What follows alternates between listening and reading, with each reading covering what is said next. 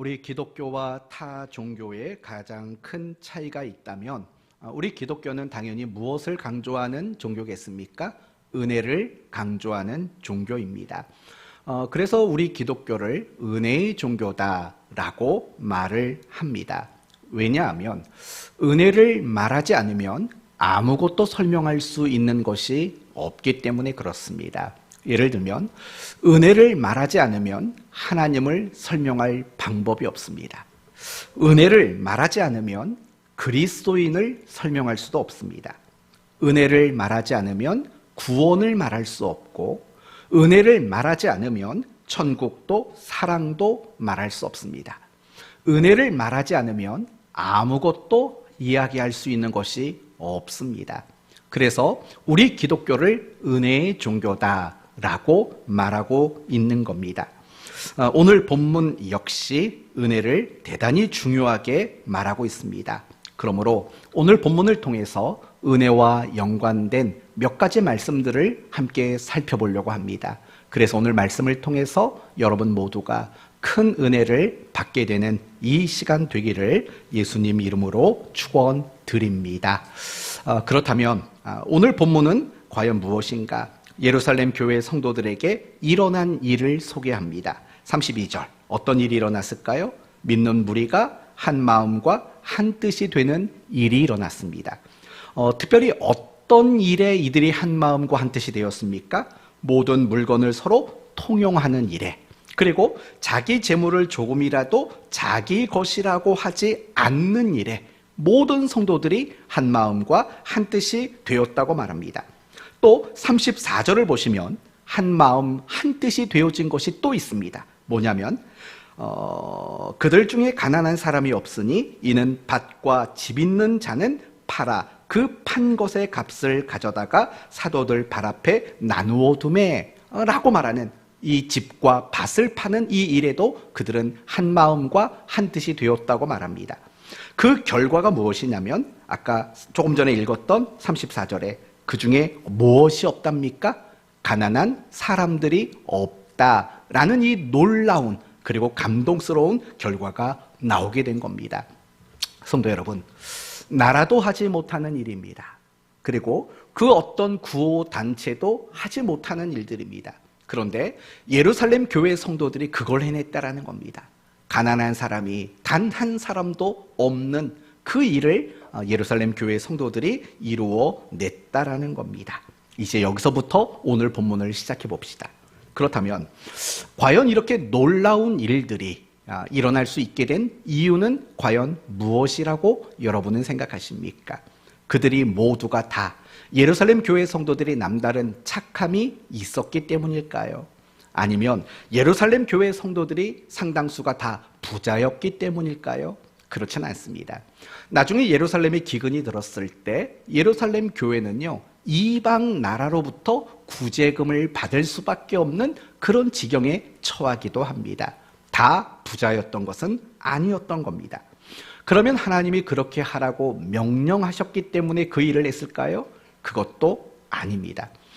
성경 그 어디에도 자신의 집과 밭을 팔아서 가난한 자들을 나누어 주고 그래서 그 공동체 안에는 가난한 자가 없도록 하라고 명령하지 않았습니다. 그렇다면 어떻게 이런 일들을 할 수 있었을까? 바로 33절이 그에 대한 답을 우리에게 소개합니다. 그 답 한번 찾아보세요. 이거 한번 맞춰보십시오. 답이 과연 뭘까요? 큰 은혜를 받아. 바로 이겁니다. 여러분, 부자라고 해서 자신의 재산을 팔아서 가난한 자들에게 나누어 주는 일들이 쉬운 일이겠습니까? 결코 그렇지 않습니다. 또한 아무리 하나님을 믿는다고 해도 하나님이 명령을 한다 해도 이렇게 재산을 팔아서 가난한 자들에게 나누어 주는 일들이 과연 쉬운 일이겠습니까? 아닙니다. 돈이 있다고 되는 것도 아니고 하나님이 우격다짐 요구하신다고 되어지는 것도 아닙니다. 그들이 이 말도 안 되는 놀라운 일들을 할 수 있었던 이유는 그들이 하나님 앞에 큰 은혜를 받았기 때문이라고 우리에게 소개해주고 있는 겁니다. 맞습니다. 그 어떤 나라도, 그 어떤 사람들도, 그 어떤 단체도 할 수 없는 그 일들을 큰 은혜 받은 자들이 이루어냈다라고 오늘 본문이 우리에게 가르쳐주고 있다라는 겁니다. 오늘 이 내용을 가지고 우리가 꼭 생각해야 될 것이 있습니다. 그것은 무엇이냐면 구원 얻을 때 하나님의 은혜가 필요하듯이 구원 얻은 사람의 모든 삶 속에서도 마땅히 이 은혜가 필요하다라는 점을 우리가 첫 번째로 생각해 보려고 합니다. 더 명확히 말하면 이런 말입니다. 우리가 그리스도인답게 살아가는 일, 그것을 위해서는 절대적으로 은혜가 필요하다라는 겁니다. 여러분, 우리가 구원받을 때 당연히 은혜로 구원받았다라는 거 모르실 분이 아무도 없으리라고 저는 생각합니다. 우리가 은혜로 구원을 받았다라는 건 뭡니까? 우리가 어떤 자격을 갖추었기 때문에 구원에 도달했다라는 뜻이 아닙니다. 우리 모두는 구원 얻을 만한 어떤 자격에 도달할 수 있는 실력과 어떤 조건을 우리 스스로 가지고 있는 사람들은 아무도 없기 때문입니다. 우리가 구원을 얻을 수 있었던 유일한 이유를 성경은 뭐라고 말하냐면 하나님의 은혜라고 말합니다. 이 점을 에베소서 2장 1절 이하가 너무나도 명확하게 설명해주고 있습니다. 에베소서 2장 1절은 이렇게 시작합니다. 그는 허물과 죄로, 그 다음이 뭐가 나올까요? 죽었던 너희를 살리셨도다 라고 말을 해요. 이 말은 무슨 말이냐면 우리가 구원을 얻기 이전에 우리 모든 인간의 상태는 죽었던 자였다라는 겁니다. 여기서 죽었던 자라는 것은 무엇이냐면 아무것도 할 수 없는 존재라는 뜻인 겁니다. 맞지 않습니까? 여러분, 죽은 사람이 과연 할 수 있는 일이 무엇이 있다고 여러분 생각하십니까? 죽은 사람은 아무것도 할 수 있는 일이 없는 겁니다.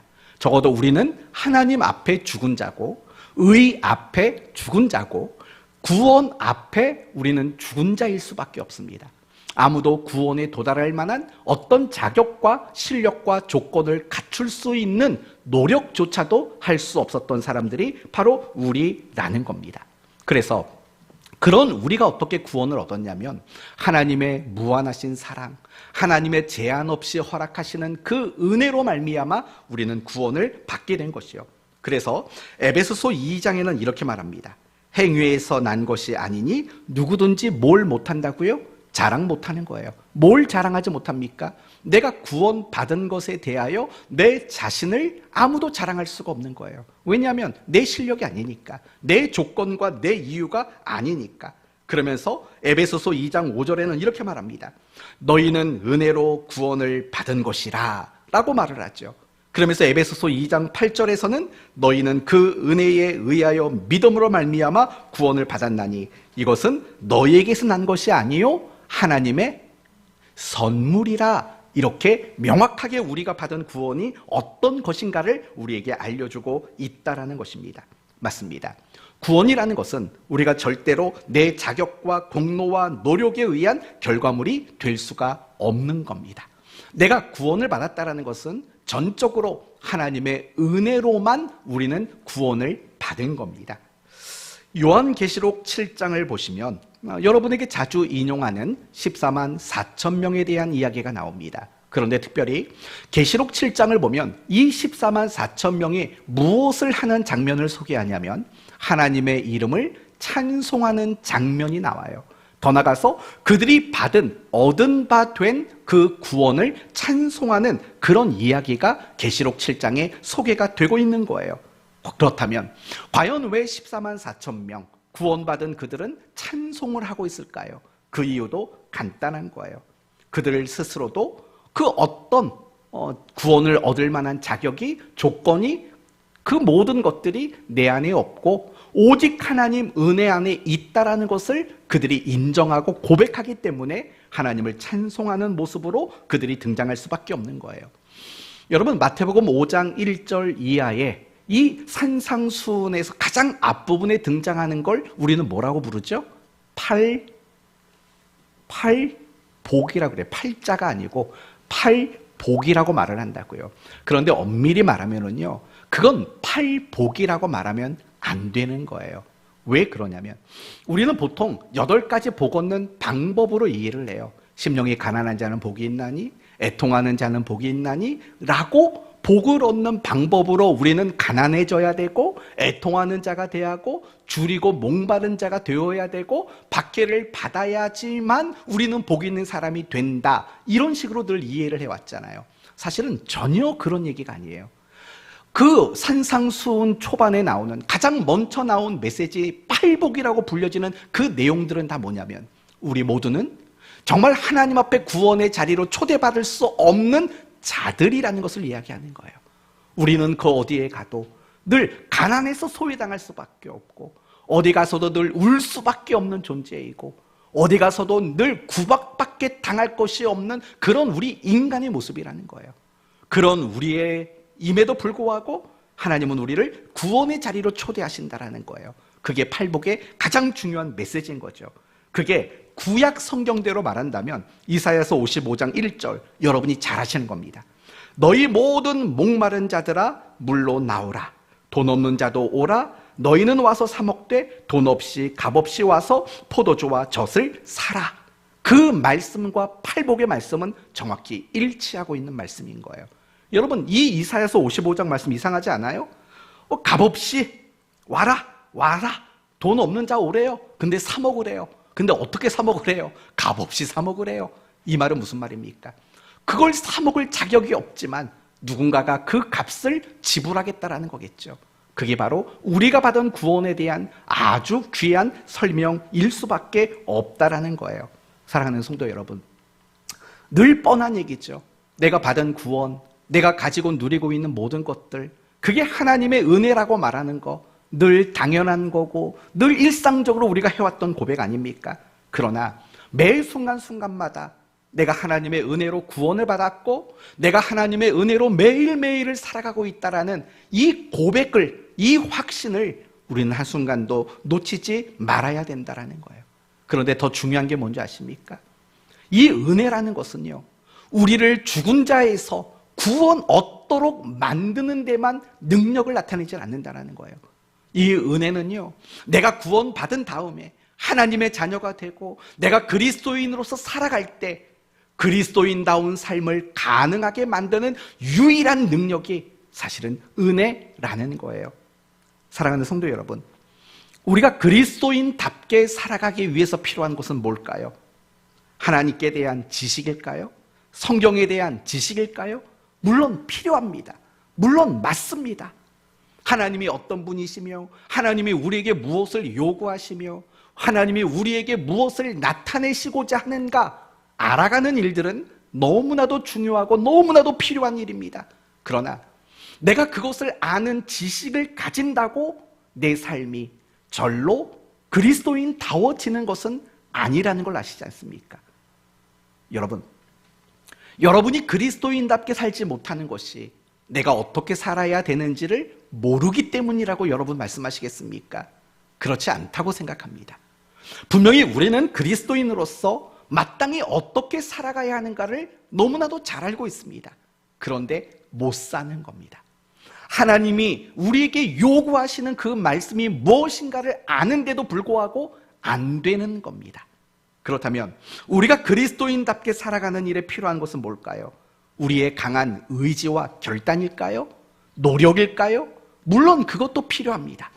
내가 그리스도인답게 살기 위해서는 결단이 필요하고 정말 무단한 노력과 애씀이라는 게 분명히 필요합니다. 그러나 우리가 아무리 강한 의지만 가졌다 해도 그렇다고 해서 우리가 그리스도인답게 살아집니까? 아닙니다. 정말로 우리가 의지를 가지고 있음에도 불구하고 무엇인가를 그렇게 살아내지 못할 때가 얼마나 많습니까? 예를 들면 용서를 생각해 보십시오.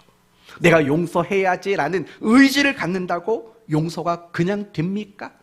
내가 새벽마다 가서 기도해야지라는 의지를 가진다고 해서 그 의지 가진 대로 그대로 됩니까? 그렇지만은 않습니다. 여러분은 잘 모르겠어요. 그러나 제 자신을 보면은요, 의지만 가진다고 해서 되지를 않더라고요. 예를 들면 이런 거죠. 이건 예를 드는 겁니다. 내일 아침에는 꼭 새벽 예배 가야지. 의지를 단단히 먹고 잠이 들었어요. 근데요, 의지도 잠과 함께 잠들어 버리더라고요. 그거 경험 안 해보셨나요? 저 같은 사람만 경험해 보나요? 저는 그런 경험 정말 많이 했습니다. 제가 학창 시절에 또는 교육전도사 시절에 그때 새벽 예배가 제일 큰 기도 제목이었어요. 하룻밤 전에 내가 꼭 내일은 새벽 예배 가야지 마음을 먹었는데도요 못 가요. 그래서 그때 새벽 예배 가는 제일 쉬운 방법이 뭐였는지 아십니까?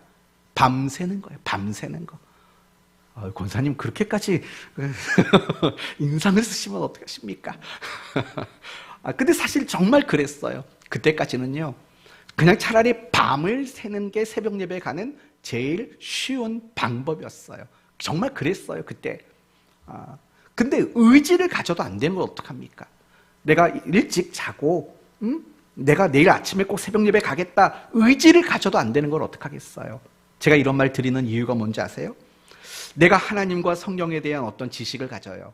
의지도 있어요. 그러나 그게 다 우리를 가능하도록 만들지 않다는 걸 여러분에게 설명을 드리는 거예요. 그렇다면 내가 알고 있는 거, 내가 강한 의지를 가지고 있는 거, 그걸 가능하도록 만드는 가장 중요한 원동력은 뭘까? 오늘 본문이 그걸 뭐라고 말하냐면 바로 은혜라고 말하는 거예요. 하나님의 큰 은혜를 받을 때 우리는 비로소 알고 있는 것과 내가 의지하고 있는 것들, 의지력을 나타내고 있는 것들, 그런 것들을 가능하도록 만들어주는 거예요. 전 그래서 오늘 본문 33절이 너무 마음이 와닿았어요. 사도들이 그 권능으로 주 예수의 부활을 증언하니 무리가 큰 은혜를 받아 그들이 한 마음 한 뜻이 되어서 이런 일 저런 일 모든 걸 해낼 수 있었던 이유, 그것은 그들 모두가 큰 은혜를 받았기 때문이다. 이렇게 오늘 본문이 우리에게 말해주고 있다라는 거예요. 우리가 구원을 받을 때 은혜 아니면 구원을 못 받아요. 그리고 더 중요한 것은 내가 구원받은 이후에도 그리스도인답게 살아가는 그 모든 모습들도 하나님의 은혜 아니면 결코 그대로 살아갈 수가 없다라는 거예요. 내가 그리스도인답게 사느냐 못 사느냐는 뭐가 결정하냐면 지식이 결정하는 것도 아니고 나의 의지력이 결정하는 것도 아니에요. 내가 정말 큰 은혜로 충만한가? 아니면 내가 그 은혜가 지금 식어져 있는가? 사실은 이게 훨씬 더 중요한 결정을 내는 근거라는 거예요. 그럼 우리는 어떻게 해야 되겠어요? 오늘 본문이 이야기하는 것처럼 이 예루살렘 교회 성도들처럼 우리는 큰 은혜를 받는 자가 되어야 되지 않겠냐고요. 우리가 날마다 은혜가 충만한 사람이 되어야지만 우리는 그리스도인다운 삶을 살아낼 수 있다는 것 아니겠어요? 우리가 큰 은혜를 받는 방법은 저는 딱 두 가지라고 요약하고 싶어요. 물론 그거 말고도 많이 있을 거예요. 그 첫 번째는 뭐냐? 전 말씀이라고 확신해요. 오늘 본문도 보시면은요, 예루살렘 교회 성도들이 큰 은혜를 받았을 때 무엇을 통해 큰 은혜를 받았냐면 부활이라는 증거하는 메시지를 들었을 때 그들은 큰 은혜를 받았다고 말을 해요. 우리가 하나님의 말씀 앞에 설 때 하나님의 말씀을 읽든 큐티하든 아니면 내가 예배 시간에 말씀을 듣든 간에 우리가 그 말씀 앞에 자리 잡고 앉을 때 우리는 큰 은혜를 받게 될 수밖에 없다라는 거예요. 그리고 또 하나는 기도겠죠. 하나님 앞에 날마다 기도하며 나갈 때 그 자리에서 우리는 은혜를 공급받게 돼요. 그거 말고도 믿는 성도들끼리 서로 교제 나누는 걸 통해서도 우리는 은혜를 공급받을 수 있어요. 정말 그런 사람이 있잖아요. 어떤 사람은 만나면은요, 정말 하나님 이야기로 마음이 뜨끈뜨끈해지는 사람이 있어요. 어떤 사람을 만나면은요, 나도 그 사람처럼 어떤 신앙의 뭔가를 해보고 싶어지도록 만드는 사람이 있다고요. 그런 신앙의 교제, 그런 교제가 우리에게 은혜를 주는 거 맞아요. 어떤 좋은 책을 읽을 때도 은혜를 받는 것도 맞아요. 그렇지만 우리가 하나님 앞에 큰 은혜를 받는 가장 중요한 것들은 결국 말씀과 기도라는 사실을 잊지 말아야 돼요. 그래서 우리가 그리스도인으로서요, 매일매일의 삶 속에서 말씀과 기도를 붙잡고 무슨 일이 있어도 피곤하든 분주하든 그 말씀과 기도를 놓치지 않고자 하는 그런 신앙의 자세가 우리에게 절실히 필요하다라는 거예요. 여러분은 지난 3일 여간 어떠셨어요? 말씀, 기도 잘 붙잡고 계셨어요? 말씀과 기도 안에서 여러분 모두가 큰 은혜를 받으셨어요? 그걸 잘 생각해 보세요. 여러분이 더 많이 알아가는 것도 분명히 필요하고, 여러분이 의지력을 가지고 결단하는 것도 필요해요. 그러나 그곳에 하나님의 큰 은혜가 부어져야 돼요. 덧입혀져야 돼요. 그걸 놓치지 않는 여러분 모두가 될 수 있기를 바랍니다. 계속해서 여러분과 나누고 싶은 이야기는 이런 겁니다. 그렇다면 하나님은 왜 이 예루살렘 교회 성도들에게 큰 은혜를 주셨을까? 왜 하나님은 우리에게 끊임없이 은혜를 베풀어 주실까? 바로 이 부분을 생각해 보셔야 돼요. 왜 여러분에게 하나님은 은혜를 주실까요? 우리를 위로하시려고, 우리에게 평안을 주시려고, 우리를 담대하게 하시려고, 우리에게 힘을 공급하시려고, 더 나아가서 우리에게 사명을 잘 감당하도록 하시기 위해서, 우리에게 충성된 일꾼이 되도록 하시기 위해서 은혜를 주십니다. 그러나 그런 이유들보다도 훨씬 더 중요한 이유는 무엇이냐면, 오늘 본문 34절, 그 중에 가난한 사람이 없으니, 바로 이 일을 위해서 하나님은 우리에게 정말 큰 은혜를 베풀어 주시는 분이시라는 거예요. 저는 여러분이 하나님 앞에 은혜 받는 방법이 말씀과 기도라고 말씀드렸잖아요. 거기에 하나 더 추가한다면, 가난한 자가 없으니 이 일이 여러분의 일이 된다면 하나님은 여러분에게 정말 큰 은혜를 베풀어 주시리라 저는 확신합니다. 그렇다면 이 가난한 자가 없으니라는 말의 뜻은 뭡니까? 결국 그들이 은혜를 받아서 한 일은 뭐냐면 이웃을 사랑하는 일이라는 거예요. 그들이 큰 은혜를 받아서 한 일은 뭐냐면 나 혼자 위로받고 나 혼자 마음이 담대해지는 것이 아니라 이웃을 섬기는 거죠. 그 이웃에게 내가 기꺼이 내 등을 내놓고 디딤돌의 역할을 해주는 것, 그게 바로 큰 은혜를 받았던 예루살렘 교회 성도들의 참다운 모습이었다라는 거예요. 왜 우리에게는 은혜가 졸졸졸 흐를까요? 오늘 예루살렘 교회 성도들에게는 이걸 뭐라고 말해야 되죠? 우리는 졸졸졸이면 이 사람들은 콸콸콸입니까? 아무튼 이 갑자기 단어가 생각이 안 나요. 요즘에 깜빡깜빡 하는 것도 너무 많아가지고. 아무튼 그들은 펑펑? 아무튼 그렇다고 칩시다. 우리는 졸졸졸인데 그들은 펑펑펑이에요. 그 차이가 뭘까? 이렇게 생각이 들어요. 우리는 말씀과 기도에만 머물러 있는 거죠.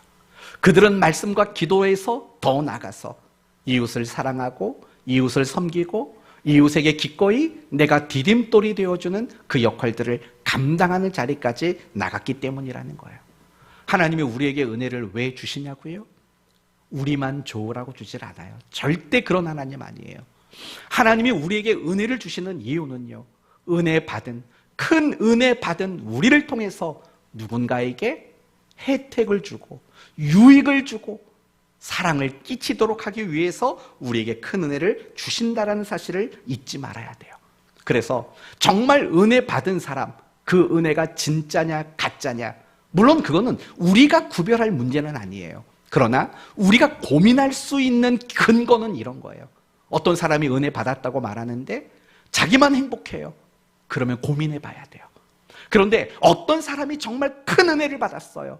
근데 그 은혜 받은 사람 때문에 은혜 받아지는 사람들이 갈수록 많아진다면 저는 그게 하나님이 주시는 진짜 은혜라고 생각해요. 그리고 그런 사람이야말로 하나님이 나에게 은혜를 주시는 이유가 무엇인가를 너무나도 잘 알고 있는 너무 훌륭한 그리스도인이라고 저는 생각이 든다고요. 사랑하는 성도 여러분, 하나님이 우리에게 은혜를 주시는 것은 나를 통과하여서 우리의 모든 이웃에게 사랑과 섬김이 나타나지기를 하나님은 바라시기 때문에 하나님은 나를 통해 은혜를 주시는 바로 그런 하나님이라는 사실을 잊지 말아야 돼요. 그런데 안타까운 게 뭔지 아세요? 은혜 많이 받는 사람들 중에서는요, 이런 잘못된 착각을 하는 사람이 있어요. 아, 내가 저 사람보다 더 훌륭한 신자구나. 내가 저 사람보다 하나님 앞에 더 괜찮은 그리스도인인가 보다 라고 자기를 오해하고 착각하는 그런 신자들도 얼마나 많은지 몰라요. 절대 그렇지 않아요. 제가 언젠가 여러분에게 이런 말씀을 드린 적이 있어요. 하나님이 나에게 자꾸 남들보다 은혜를 많이 주신다면 그 이유가 뭐냐면 내가 더 위험한 사람이기 때문이다 라는 말씀을 드린 적이 있어요. 상식적으로 생각해 보세요. 한 사람은 평범한 사람이에요. 내버려둬도 남에게 해끼칠 사람이 아니에요. 근데 또 한 사람은 위험한 사람이에요. 그렇다면 여러분이 하나님이라면 누구에게 은혜를 먼저 주겠냐고요? 당연히 위험한 사람에게 은혜를 먼저 주겠죠. 사도 바울의 고백이 전 그렇다고 생각해요. 바울이 자기가 얼마나 은혜 받은 사람인가를 고백했잖아요. 그러면서 했던 고백 중 하나가 뭐냐면 나는, 설마 이것만 듣고 답을 맞추시겠어요? 나는 죄인 중에 괴수로다. 그러니까 하나님이 나에게 그렇게 말할 수 없는 한량없는 은혜를 주신 것은요, 아는 거예요. 내가 얼마나 위험한 사람인지, 내가 얼마나 악한 사람인지 하나님이 아셨기 때문이다라고 바울은 그렇게 고백을 하고 있는 거예요.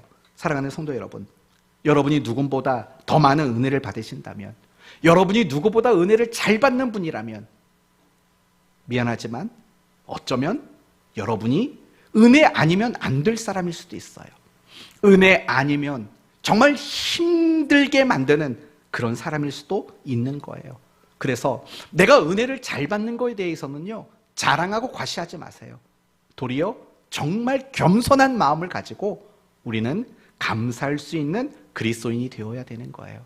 다시 원래대로 돌아오신다면 하나님은 왜 나에게 은혜를 주셨는가? 내가 저장 탱커가 되라고 주신 게 아니에요. 배관이 되라고 주신 거죠. 나라는 배관을 통해서 나와 연관되어 있는 많은 이웃들에게 하나님의 그 은혜를 끼치는 것, 아까 말한 대로 정말 디딤돌이 되는 것, 바로 그 역할과 그 책임을 위해서 하나님은 우리에게 큰 은혜를 주시는 분이세요. 이스라엘 백성들을 생각해 볼까요? 세상의 많은 나라와 민족 중에서 하나님은 이스라엘 백성들을 자기 민족으로 선택하셨어요. 자기 백성을 삼으셨어요. 이건 은혜예요. 왜 은혜냐면 하나님이 이스라엘을 자기 백성 삼으셨을 때 이스라엘 백성들은 애굽 나라의 노예였기 때문에 그래요. 아주 작은 민족이었던 거예요. 그런데 그렇게 작은 민족을 하나님이 선택하셨다니 그건 은혜 아니고 무엇이겠습니까? 그리고 그들을 선택한 이후에 출애굽기 19장 말씀 보시면 그들에게 이런 말씀을 전달하십니다. 너희가 내게 대하여 제사장 나라가 되며 거룩한 백성이 되리니 너는 이 말을 이스라엘 자손에게 전할지니라 라고 말을 해요. 무슨 말인지 아세요? 제사장 나라로 삼으셨다라는 거예요. 다시 말한다면 이스라엘 백성을 선택한 것은 은혜지만 그 은혜가 그들에게만 멈추는 것이 아니라 그들로 하여금 먼저 은혜를 받게 하시고 이스라엘을 통해서 모든 민족의 나라의 열방의 사람들이 그 은혜에 참여하는 그 역할을 위해서 불렀다고 말하는 거죠. 우리도 똑같은 거예요. 하나님이 우리를 구원하시고 우리에게 끊임없이 은혜를 베풀어 주신다고요. 왜요? 그걸 베드로전서 2장은 이렇게 말하죠. 오직 너희는 택하신 족속이요 왕같은 제사장이요 거룩한 나라요. 여러분, 출애굽기 19장에 나왔던 말과 똑같은 말 아닙니까? 우리에게 은혜를 주시는 이유는 우리의 이웃을 사랑하고 그들을 섬기고 그들에게 디딤돌이 되라고 우리에게 하나님은 항상 은혜를 주시는 그런 하나님이라는 거예요. 디딤돌이 뭔지 아시죠? 개울가 중간중간에 가져다 놓은 돌멩이를 디딤돌이라고 말해요. 또는 높은 마루에 올라가기 쉬우라고 마루 밑에 놓은 그 높은 돌을 우리는 디딤돌이라고 말을 해요. 그런 역할인 거죠. 은혜를 나에게 주신다면 여러분은 반드시 어디 가서든 디딤돌이 되셔야 된다는 거예요. 성경에도 디딤돌과 같았던 사람들이 얼마나 많았는지 몰라요. 그 중에 한 사람이 사무엘일 겁니다. 사무엘은 백성들에게 신뢰와 존경을 받았던 사람입니다. 그리고 백성들이 사무엘의 말이라면 전적으로 따라갔던 사람이라고요. 이게 무슨 말인 줄 아세요? 여러분, 그 당시 백성들이 하나님께 요구한 게 뭐였죠? 사무엘이 선지자로 활동할 당시 뭘 요구했을까요? 왕을 요구했다고요. 그렇죠? 우리도 다른 민족처럼 왕이라는 사람을 좀 세워주십시오 라고 했던 거 아닙니까? 그때 사무엘이 세운 첫 번째 왕이 누구죠? 사울이라는 왕이었어요.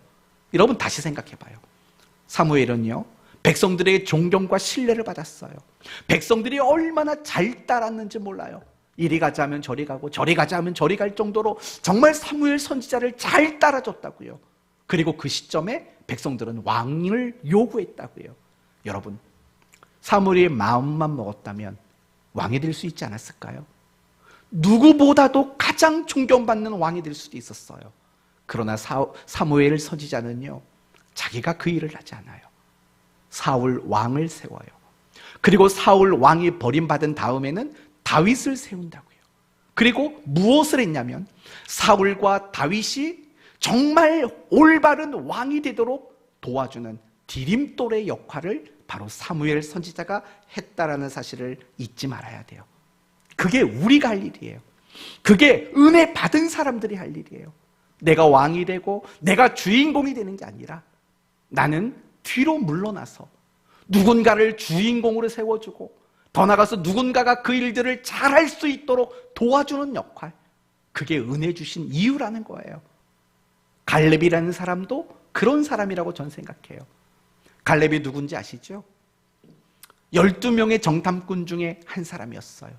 10명이 악평을 했을 때 가장 먼저 긍정적인 믿음의 말을 했던 사람이 바로 갈렙이라는 사람이에요. 하나님께서 가나안 땅에 들어갈 사람들의 이름을 말할 때도 가장 첫 번째 했던 사람이 바로 갈렙이라는 사람이에요. 나이도 많아요. 근데 뜻밖에도 하나님은 모세가 죽은 이후에 새로운 이스라엘의 리더로 누구를 지목하셨냐면 바로 여호수아를 지목했다고요. 어쩌면 사람들이 봤을 때는요, 갈렙이 더 적임자처럼 보였을 거예요. 나이도 많잖아요. 그리고 그 어떤 자리에서도 가장 먼저 나온 사람이잖아요. 그런데 여호수아가 리더로 지목을 당했어요. 섭섭할까요? 안 섭섭할까요?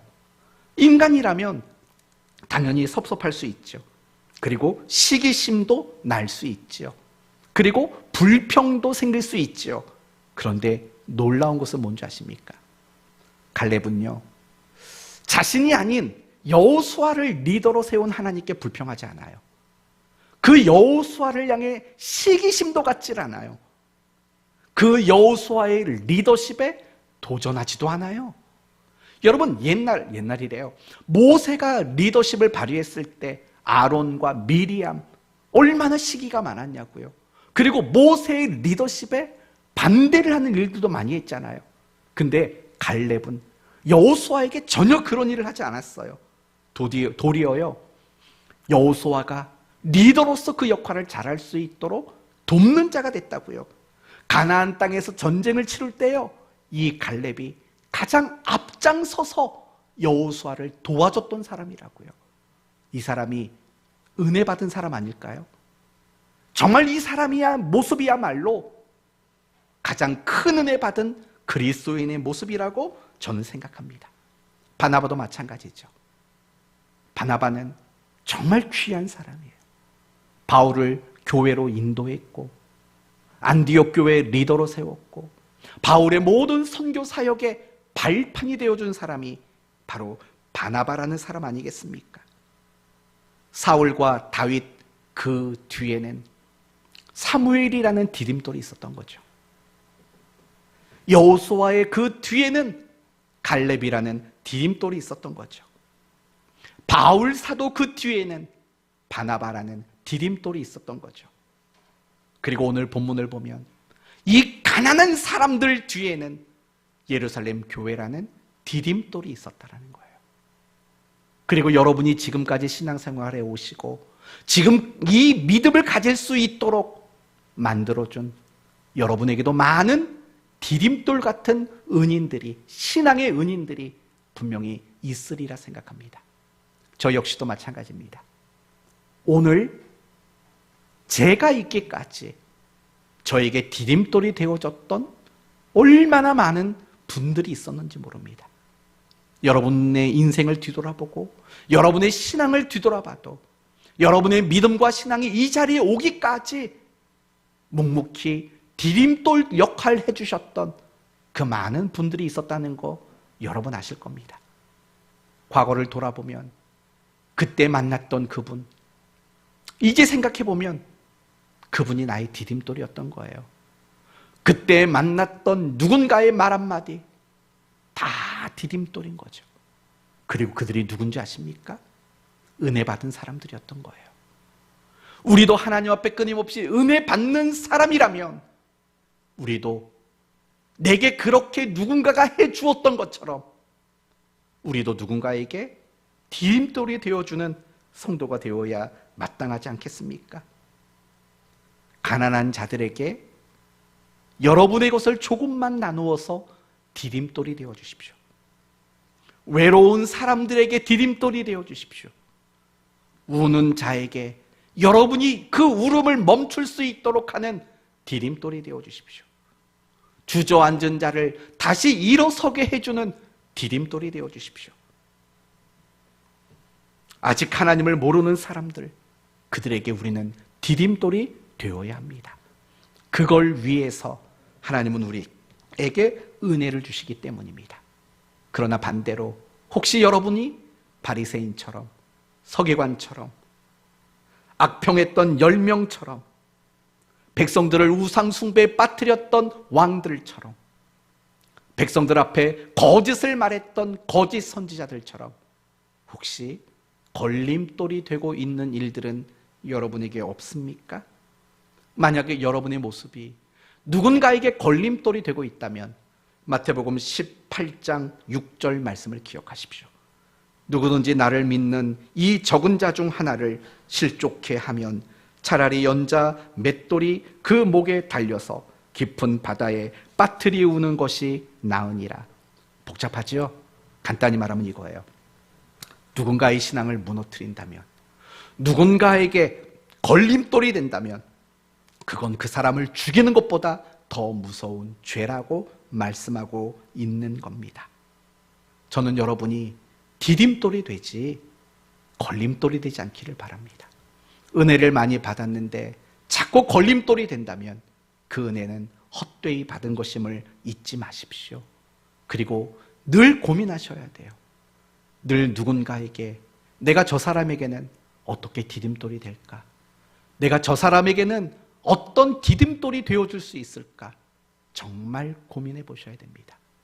저는 이번 주간 살면서 구체적으로 말할 수는 없지만 정말 디딤돌이 되려고 몸부림치는 사람들을 여러 명 만났습니다. 그리고 그분들 앞에 너무 부끄러웠고, 그리고 우리 모두가 함께 다짐하고 싶은 건 저와 여러분 모두도 정말 가난한 자들에게 디딤돌이 되어줬던 예루살렘 교회처럼 성도들처럼 은혜 받은 자로서 헛된 은혜 받은 자가 되지 않았으면 좋겠습니다. 여러분이 정말 하나님께 은혜 받기를 원하십니까? 그러면 디딤돌이 좀 되십시오. 여러분이 늘 하나님 앞에 큰 은혜 받아 누리는 자가 되기를 원하신다면 기꺼이 좀 누군가를 위해 여러분의 등을 좀 내어주시면 어떻겠습니까? 하나님이 우리에게 은혜를 주시는 이유는 여기에 가장 중요한 의미와 가치가 있는 것입니다. 저는 마지막으로 아주 중요한 한 가지를 여러분과 더 이야기를 하려고 합니다. 이런 얘기입니다. 많은 그리스도인들이 자주 쓰는 말이 있습니다. 이런 말을 자주 쓰죠. 하나님이 다 알아. 이런 말 자주 쓰지요. 하나님 뜻이 있을 거야 라는 말도 잘 씁니다. 하나님이 갚아주실 거야 라는 말도 자주 씁니다. 하나님이 합력해서 선을 이룰 거야 이런 말도 자주 씁니다. 그리고 또 자주 쓰는 말 중에 하나가 이런 말이 있습니다.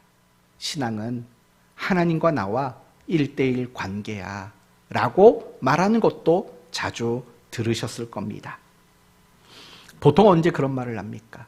신앙은 하나님과 나와 1:1의 관계다. 이런 말을 언제 하는 것 같아요? 대부분 억울할 때예요. 대부분 너무 속상하고 화가 날 때 이런 말을 해요. 예를 들면 누가 나를 몰라줘요. 또는 누가 나를 나쁘게 말해요. 그러면 그때 우리는 믿음 좋은 척 고상한 척 뭐라고 말하냐면 사람들은 몰라도 하나님은 나를 다 안다고, 하나님은 나를 다 안다고 그러면서 하나님과 나와 1대1 관계가 중요한 거지 뭐 사람과의 관계가 중요하냐 이런 식으로 말할 때가 많이 있다고요. 여러분은 그 말이 맞다고 생각하십니까? 틀리다고 생각하십니까? 저는 이렇게 대답을 해드릴게요. 어느 부분에는 맞아요. 근데 어느 부분에는 완전히 틀렸어요. 하나님과 나와의 1대1 관계다. 맞는 말이에요. 물론. 그러나 그 말이 적용될 수 있는 상황이 그렇게 많지는 않아요. 예를 들면 구원에는 그게 적용이 돼요. 구원을 놓고 이건 하나님과 나와의 관계다. 맞아요. 왜냐하면 누군가가 대신 구원 받아줄 믿음을 가져줄 수는 없잖아요. 내가 누구를 사랑한다고 대신 그 사람 목까지 믿음을 가져줘서 그 사람을 구원시킬 수 없잖아요. 그 사람이 믿음을 가져야 그 사람이 구원을 받아요. 그럴 때는 신앙은 하나님과 나와 1대1의 관계다. 이 말이 맞아요. 회개도 마찬가지라고 저는 생각해요. 내가 내 아이의 죄를 대신 회개한다고 그게 회개가 되겠냐고요? 아니죠. 그거는 하나님과 1대1의 관계예요. 죄의 문제는 정말 그게 맞는 말이에요. 또는 사명에 관련된 문제도 마찬가지예요. 아니 누군가의 사명을 누가 대신해 줄 수는 없잖아요. 그건 하나님과의 1대1의 관계가 맞는 거라고 저는 생각이 들어요. 그런데 그런 몇몇 가지를 제외하고 나머지는요 하나님과 나와 1대1의 관계다 이렇게 말하면 틀리는 경우가 훨씬 많다는 걸 우리는 좀 생각했으면 좋겠어요. 성도 여러분, 왜 그러냐면요 신앙이라는 건 하나님과 나와의 관계로 끝난 적이 한 번도 없어요. 10계명은 몇 개로 돼 있다고요? 10개 계명이에요. 가만히 보세요. 만약에 여러분의 말대로 하나님과 나와의 관계가 전부라면 우리는 딱 4개 계명만 외우시면 돼요. 나 외에 다른 신 두지 말아라. 우상 만들지 말아라. 이름을 망령토에 일컫지 말아라. 안식일을 기억해서 거룩하게 지켜라. 여기서 끝나야 돼요. 그러나 10계명은 5번째도 있고 6번째도 있고 7, 8, 9, 10번째까지 확장되어 가고 있다는 걸 잊지 마셔야 돼요. 뭘 여러분에게 말한 줄 아십니까? 우리는 너무나도 신앙생활을 하면서 신앙은 하나님과 나와의 관계라고만 국한지어서 생각한다라는 거예요. 그것의 치명적인 문제가 뭔지 아십니까? 이런 신자가 돼요. 하나님에게만 잘하면 되지. 그래서 예배 열심히 하고 성경 열심히 읽고 기도 열심히 하고 교회에서 어떤 사역 많이 하고 이런 것들만 열심히 하는 사람이 되고 말아요. 그럼 결국 뭐를 놓친 것 같아요? 이웃을 사랑하고 이웃을 섬기고 이웃에게 디딤돌이 되어주는 것은 하나도 못해요. 근데 뭐만 잘하냐? 예배 잘 드려, 성경 열심히 읽어, 공부 열심히 해, 기도 많이 해, 헌금 따박따박 잘해. 이런 거는 잘하는 거예요. 왜 그러느냐? 결국 무슨 사고방식이냐면 신앙은 하나님과 나와 1대1의 관계다라고만 생각하는 그 국한된 사고방식을 가지고 있었다라는 거예요. 오늘 본문의 예루살렘 교회 성도들을 보세요. 그들이 정말 하나님과 나와 1대1 관계라고 그들이 국한지어졌는가? 아니잖아요. 그들은 하나님과의 관계, 그 앞부분에 나왔던 얘기가 뭐예요? 그들이 빌기를 다음에 성령에 그들에게 충만히 임하고 그들은 하나님과의 관계 열심히 했어요. 모이는 일도 열심히 했어요. 그러나 거기서 중단하지 않았다고요. 그들은 하나님과 나와의 관계를 시작과 근거로 삼아서 이웃과의 관계로 펼쳐가고 확장시켜가는 이 일들을 그들이 반드시 해냈다라는 거예요. 오늘날 우리의 가장 취약한 부분이 뭘까? 신앙은 하나님과 나와의 1대1 관계라는 이것이 결정적인 문제인 거예요. 너무나 많은 그리스도인들이 그 사고방식에 빠져 있어요. 물론 그 말 자체가 틀린 게 아니에요. 여러분의 이해력이 틀린 거예요. 신앙은 하나님과 나와의 관계죠. 그게 시작이니까, 신앙에. 그게 근거니까. 근데 거기서 더 나가야 된다라는 이해력이 없는 거예요. 신앙은요, 어떤 면에서는요, 이웃과의 관계가 더 중요하게 드러나요. 이웃과의 관계가 하나님과의 그 관계를 반영하는 열매로 말한다고요. 그래서 요한일서 4장에 이런 말을 하잖아요. 누구든지 하나님을 사랑하노라 하고 그 형제를 미워하면 이는 거짓말하는 자니 보이는 바 그 형제를 사랑하지 아니하는 바, 그리고 보는 바 어떻게 하나님을 사랑할 수 있느냐, 이렇게 말하고 있잖아요. 저는 여러분의 입에서 신앙은 하나님과 나와의 1대1의 관계라는 말이 조금 다르게 이해가 되어졌으면 좋겠어요. 그래, 내가 환난이 있고 핍박이 있고 손해가 있고 어려움이 있어도 나는 하나님이 근거고 나는 하나님이 시작이다. 그래서 나는 이웃을 사랑하는 자까지 나가겠다. 이웃과의 관계로 나는 증명하겠다. 여기까지 여러분이 나가셔야만 마땅하다라는 것입니다. 사랑하는 성도 여러분, 신앙이란 하나님과 나만의 관계가 전부일 수는 없어요. 하나님과 나와의 관계를 시작과 근거로 삼고 넓혀져야 돼요. 오늘날 한국 교회가 가지고 있는 정말 잘못된 게 뭔지 아십니까? 하나님과 나와의 신앙의 1대1의 관계를 붙잡고 세계 선교로 바로 뛰어넘는다는 거예요. 아니, 나랑 같이 살고 있는 내 가정에서는, 나랑 같이 살고 있는 내 이웃 사람들은 왜 건너뛰냐는 거예요. 하나님과 나와의 관계, 그 다음은 세계 선교로 넘어가는 그런 잘못들이 사실 우리에게 너무 많아요. 그러지 마시고 하나님과의 그 관계도 중요시 여기죠. 당연히 중요하게 여기죠. 그것을 가지고 여러분의 이웃의 자리로 여러분이 반드시 나가셔야 돼요. 거기서 디딤돌이 되라는 얘기인 거예요. 제가 종종 하는 말이 이거죠. 신앙생활은 나를 위해 하는 게 아니라고.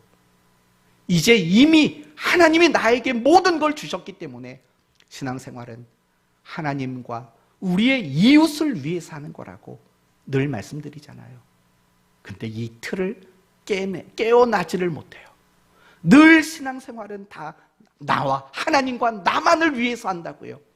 그게 하나님과 나와 1대1의 관계가 중요하다라고 말하는 그 말에 대한 잘못된 이해가 그렇게 만들어진 거라고요. 이제 오늘 말씀을 마치겠습니다. 오늘 저는 설교를 너무 못했습니다. 왜냐? 은혜를 말하는데 악을 써버렸어요. 은혜를 말했으면 처음부터 끝까지 웃으면서 말을 해야 되는데 악을 써버려서 오늘 설교는 못한 겁니다. 그러나 이 못한 설교 속에서도 여러분이 좀 생각해 주셨으면 좋겠어요. 하나님이 우리에게 많은 은혜를 주셨다라는 거, 그 은혜 아니면 우린 그리스도인답게 살지 못한다는 거, 그리고 하나님이 우리에게 은혜를 주신 진정한 이유는 다른 게 아니라 우리 모두가 모든 사람에게 디딤돌이 되어주는 것, 하나님과 나와의 관계를 넘어서 이웃과의 관계까지 펼쳐지는 것, 그게 진짜 신앙이라는 것을 오늘 배웠습니다. 저는 우리 교회 성도들이요, 예루살렘 교회 성도들처럼 됐으면 좋겠어요. 늘 누군가에게 디딤돌이 되어주고 하나님의 관계를 근거로 넘어서서 이웃까지 그들이 제대로 사랑하고 섬길 수 있었던 그들 모습처럼 이 자리에는 여러분과 우리 교회가 그런 교회, 그런 성도 되기를 예수님 이름으로 축원드립니다. 아멘.